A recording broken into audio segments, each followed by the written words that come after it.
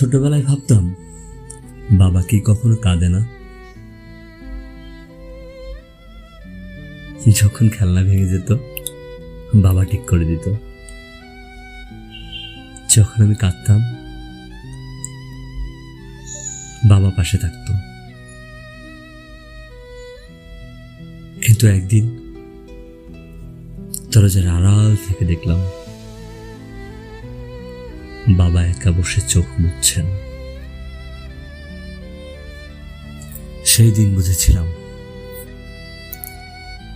বাবার চোখে অশ্রু আছে, শুধু আমাদের সামনে সেটা ঝরে না, কারণ বাবা যে পাহাড়ের মতো ভেঙে পড়লে আমাদের আর ঠাঁই থাকবে না।